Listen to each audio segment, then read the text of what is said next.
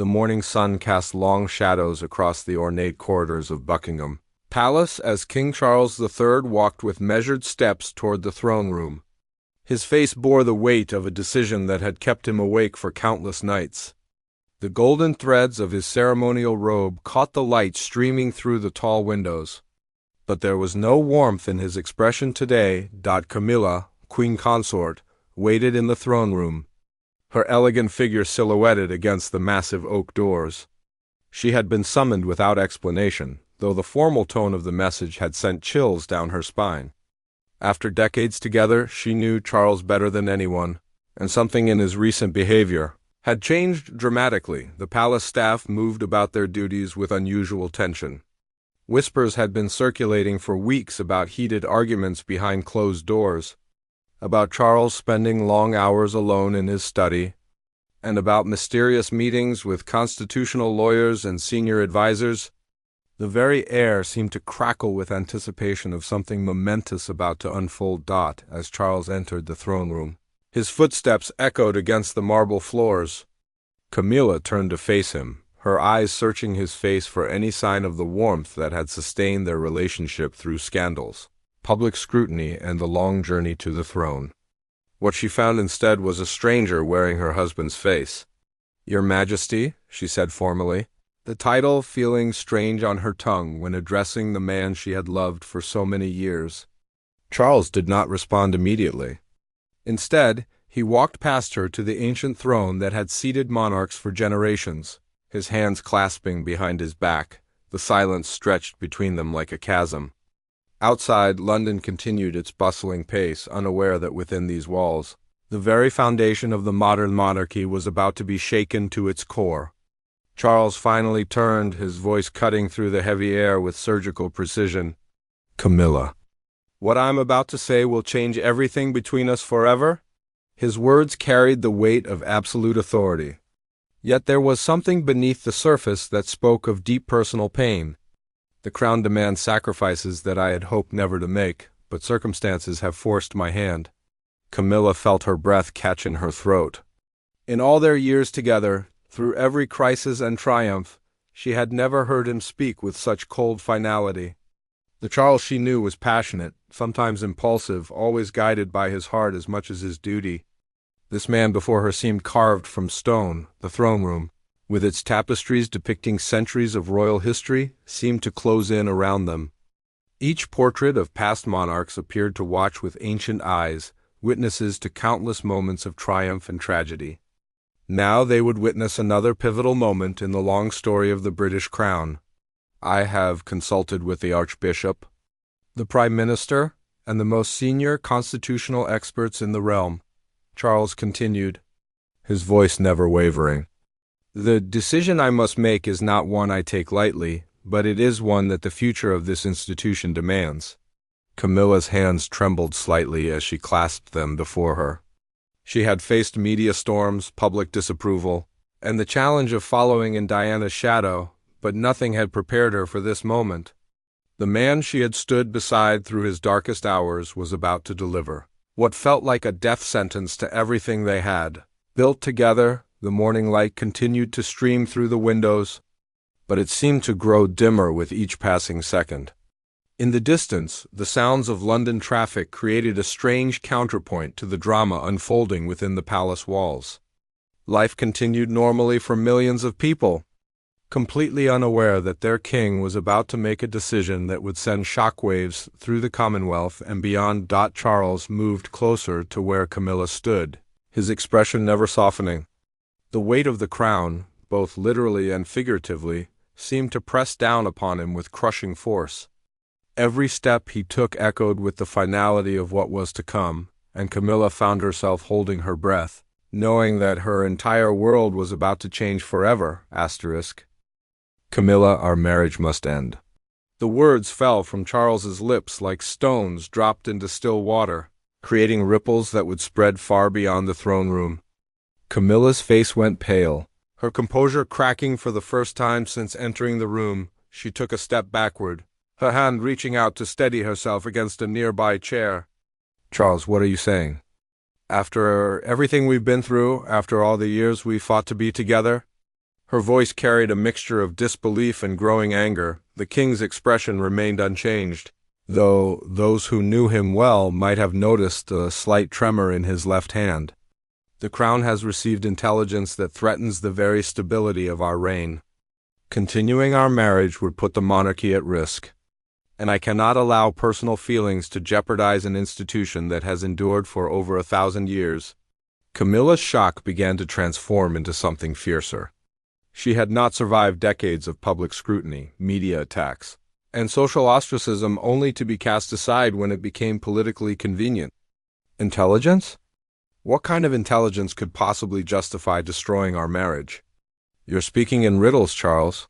He turned away from her, unable to maintain eye contact as he delivered the devastating blow. There are documents, photographs, recordings from years ago.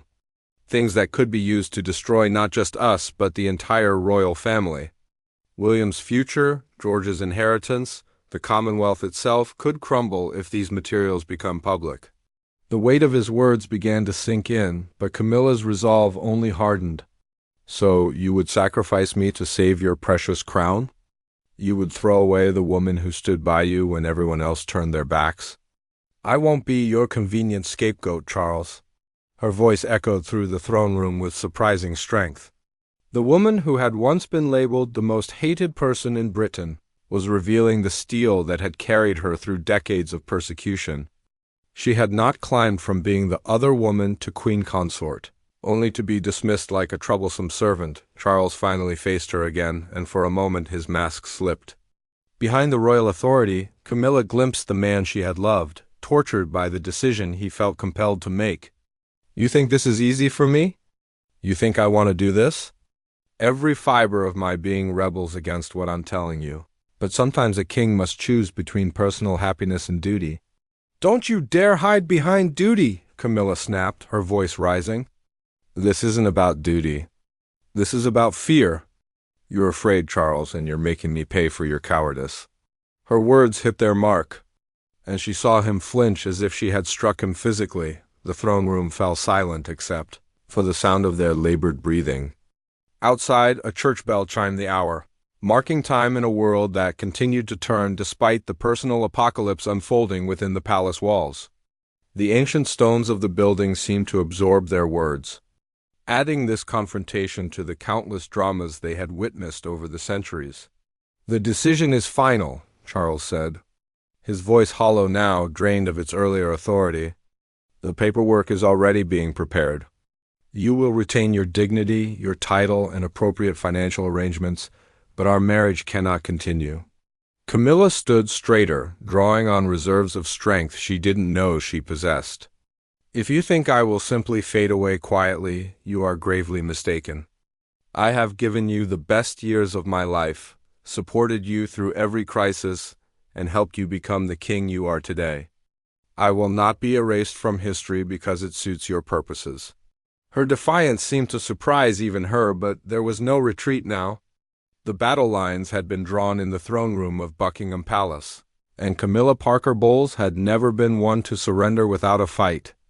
The king had just declared war on his queen, but he had forgotten one crucial fact. She had been fighting battles long before she wore a crown.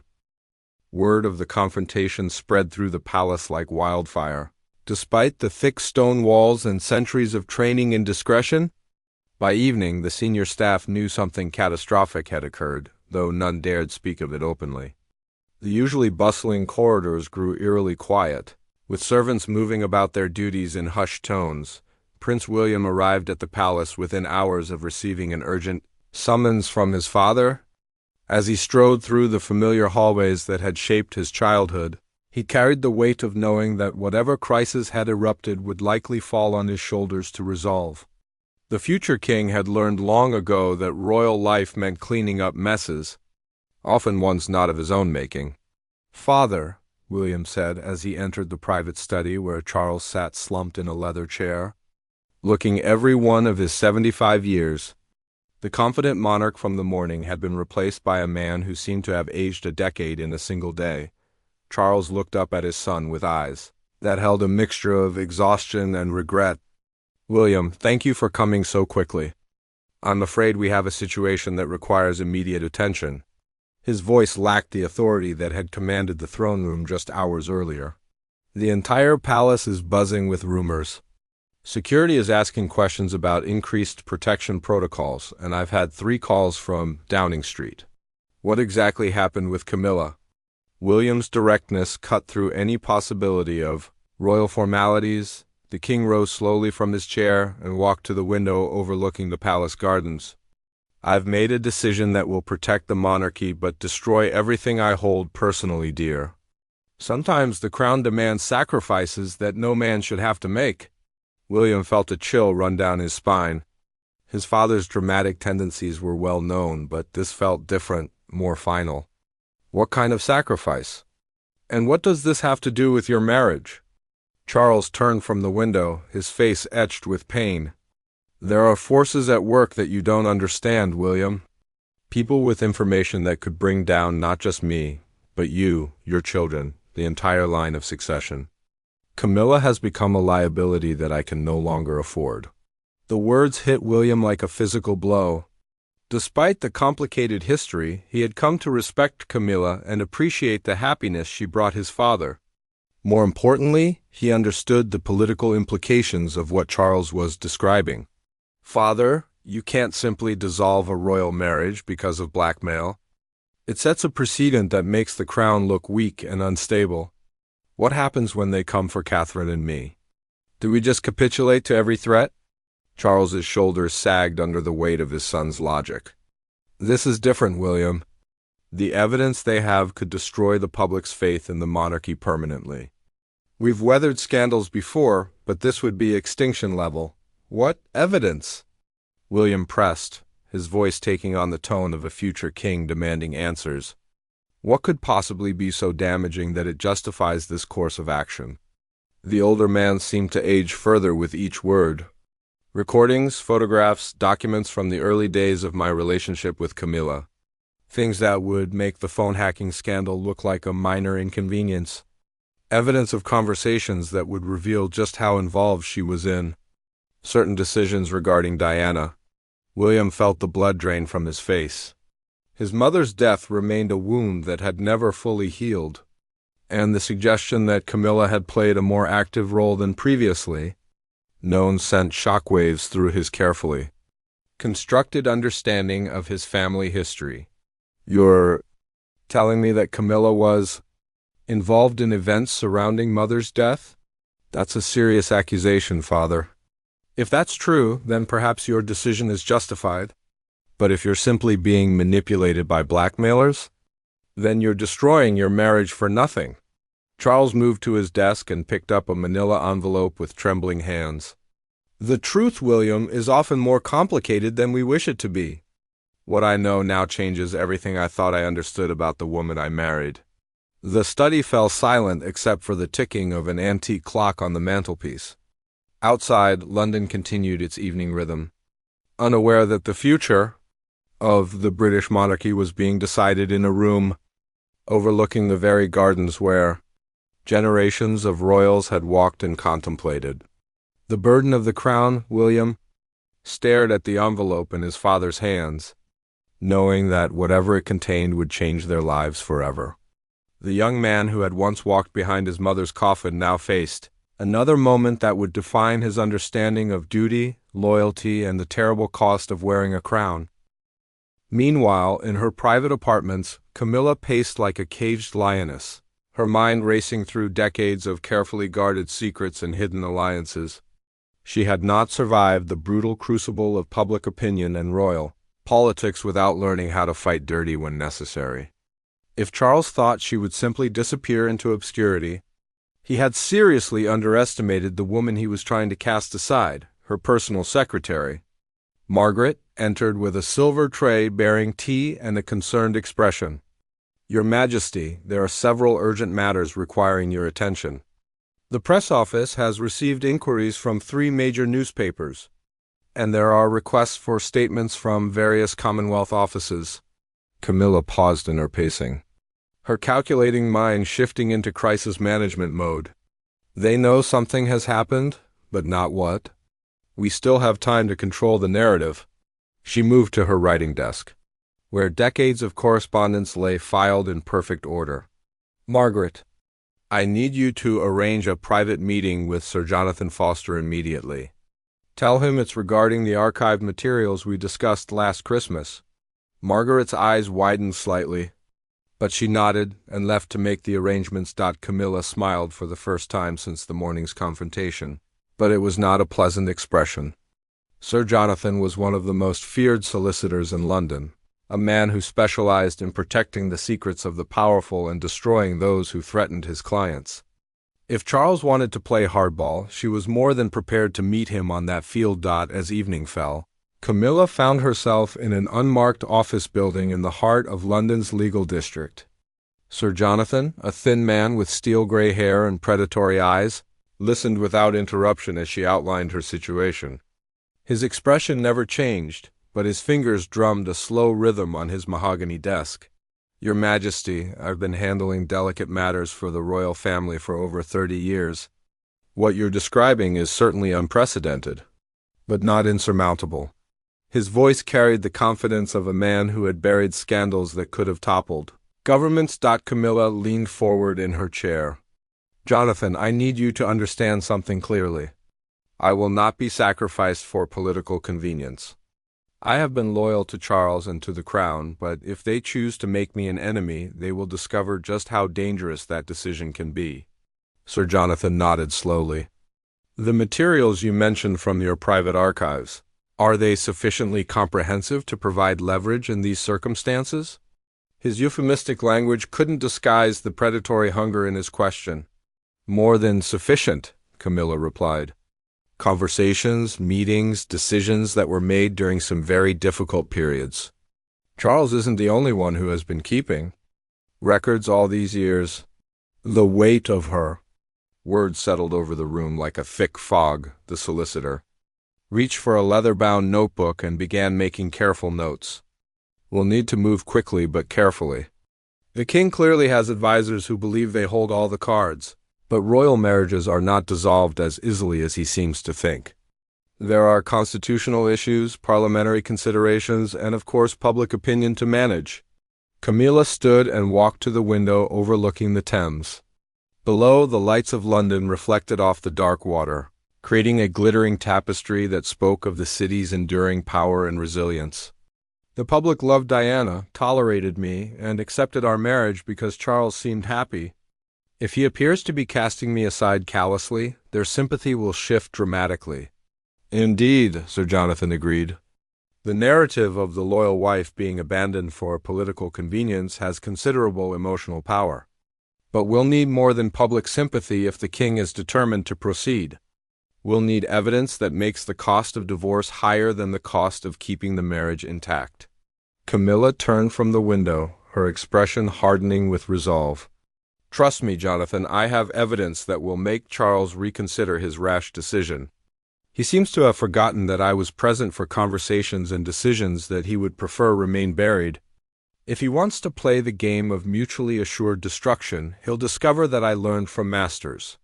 The solicitor smiled, recognizing the look of a client who came prepared for war. Very well, Your Majesty. Shall we begin drafting our response to His Majesty's presumptions? I think it's time the king learned that queens, even discarded ones, have their own sources of power. As the meeting progressed deep into the night, two chess masters began positioning their pieces for a game that would determine not just the fate of a marriage, but potentially the future of the British monarchy itself. In the shadows of London's legal district, a battle plan was being forged that would shake the very foundations of the throne room where this confrontation had begun. The next morning brought chaos to Buckingham Palace as news of the royal crisis began to leak beyond the palace walls. The Prime Minister arrived for an emergency meeting, his face grim with the knowledge that constitutional precedents were about to be tested in ways not seen for generations. The carefully orchestrated routine of royal life was crumbling under the weight of a domestic war that threatened to become a public catastrophe. Charles sat in the cabinet room, surrounded by his most trusted advisors, each man wearing the expression of someone trying to solve an impossible puzzle. The king's private secretary had spent the night fielding calls from Commonwealth leaders, all demanding explanations for the rumors that were beginning to surface in international media. "Your Majesty," the Prime Minister began carefully, "I've been briefed on the general situation, but I need to understand the constitutional implications of what you're proposing. A royal divorce during a reign is unprecedented in modern times, and Parliament will have questions we need to be prepared to answer." Sir Edmund Hartwell, the king's chief legal advisor, cleared his throat nervously. "Sir, we've reviewed the historical precedents, and frankly, they're not encouraging. The last monarch to divorce while reigning was Henry VIII, and that rather famously led to the English Reformation and centuries of religious conflict." Charles felt the weight of history pressing down on him like a physical force. Every decision a monarch made rippled through time, affecting not just the present but generations yet unborn. "Gentlemen, I understand the gravity of what I'm proposing, but the alternative may be the complete destruction of the monarchy's credibility." The Archbishop of Canterbury, who had remained silent throughout the meeting, finally spoke. "Your Majesty, I must ask directly, are you certain that the materials threatening your marriage are authentic and as damaging as you believe? Because once we embark on this path, there will be no possibility of retreat." Before Charles could answer, his private secretary entered with an urgent message. "Your Majesty, we've received a formal communication from Her Majesty's legal representatives. They're requesting an immediate audience to discuss terms for a potential resolution to the current situation." The room fell silent as the implications sank in. Camilla was not going quietly into exile. She was fighting back, and the fact that she had legal representation suggested she was prepared for a prolonged battle. Charles felt a chill run down his spine as he realized his wife knew exactly what game they were playing. "What kind of terms?" the Prime Minister asked, his political instincts recognizing the opening moves of a negotiation that could make or break governments. "The message is deliberately vague," the Secretary replied, "but it mentions mutual interests in preserving institutional stability and shared concerns about protecting private family matters from public scrutiny." Sir Edmund leaned forward in his chair. "She's signaling that she has leverage of her own. This isn't the response of someone planning to accept defeat gracefully. Your Majesty, we may need to reconsider our assumptions about how this situation will unfold." Charles stood and walked to the window, looking out at the tourists gathering outside the palace gates. Those people expected stability, tradition, and dignity from their royal family. They had no idea that behind these walls, a struggle was taking place that could shatter everything they believed about the monarchy. "Schedule the meeting," he said finally. "But make it clear that this is not a negotiation about whether the marriage ends, only about how it ends with minimal damage to the crown." The Prime Minister exchanged glances with the Archbishop. Both men had spent their careers managing crises, but royal divorces were uncharted territory in the modern age. The last time a British monarch had faced such personal upheaval, it had cost Edward VIII his throne and changed the line of succession forever. "Your Majesty," the Archbishop said quietly, "I feel compelled to ask once more, is there no possibility of reconciliation? The damage to the Church, to the Commonwealth, to the very concept of royal marriage could be irreparable. Are you absolutely certain that divorce is the only option?" Charles turned from the window, his face set with grim determination. "Archbishop, some sins cannot be forgiven and some betrayals cut too deep to heal. What I've learned about Camilla's role in certain events has made it impossible for me to continue this marriage with integrity." The weight of his words settled over the room like a shroud. Whatever Charles had discovered about his wife had not just ended their personal relationship, but had convinced him that continuing the marriage would be a betrayal of everything. He believed the crown should represent as the meeting concluded, and the advisors filed out. Charles remained alone in the cabinet room, staring at the portraits of past monarchs that lined the walls. Each face seemed to judge him, to question whether he had the strength to do what duty demanded, regardless of the personal cost. In a few hours he would face Camilla across a table laden with the wreckage of their marriage, and one of them would emerge victorious while the other faced exile from the only life they had ever known. The confrontation that would determine the fate of the British monarchy took place in the Blue Drawing Room, a space that had witnessed countless moments of royal history but never one quite like this. Camilla arrived precisely on time, accompanied by Sir Jonathan and carrying herself with the dignity of a woman who had decided that if she was going to fall, she would take everyone else down with her. Charles sat at the head of a mahogany table, flanked by his advisors, but his eyes never left Camilla's face as she entered. The woman who had once been his greatest comfort and confidant now felt like a stranger, someone whose very presence challenged everything he thought he knew about loyalty, love, and betrayal. "Your Majesty," Sir Jonathan began formally, placing a thick folder on the table between them, "my client wishes to express her deep concern about the hasty nature of the decisions being contemplated. Before any irreversible steps are taken, perhaps all parties should review the complete picture of the situation." Charles's legal advisor reached for the folder, but Camilla placed her hand firmly on top of it. "Charles, before your lawyers start reading documents, I think you and I need to have an honest conversation.